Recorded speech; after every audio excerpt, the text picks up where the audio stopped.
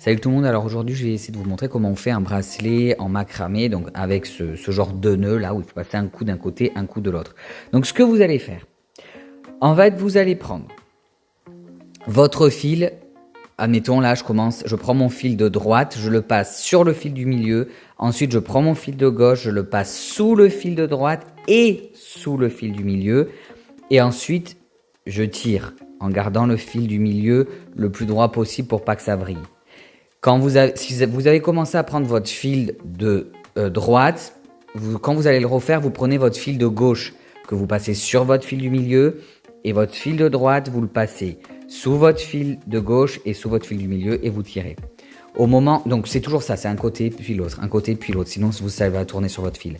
Au moment de passer la perle, vous faites exactement la même chose, vous faites le même nœud, sauf que vous incluez la perle à l'intérieur. Vous tirez bien vous serrez assez votre perle, sinon ça tient pas.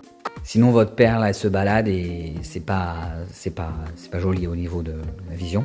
Là vous continuez sur votre bracelet, vous faites la même chose. Alors moi là c'était pas très long, vous pouvez faire la macramé sur tout le long du bracelet, moi j'avais pas envie de faire ça.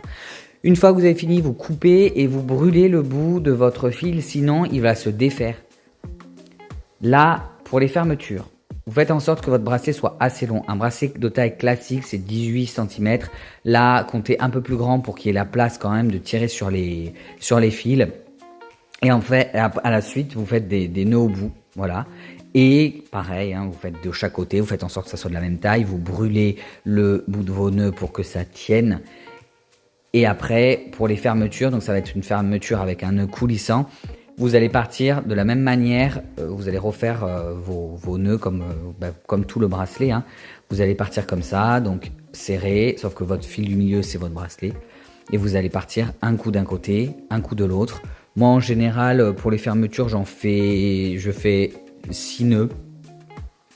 Pareil, là, vous découpez, vous brûlez bien, vous aplatissez bien quand vous brûlez pour pas que le nœud il glisse et qu'il se réouvre, ça m'est arrivé. Alors si jamais ça vous arrive que vous avez pris des bracelets en boutique, je vous les refais les fermetures, y a pas de souci. Mais maintenant normalement je les ferme plus, je les ferme mieux.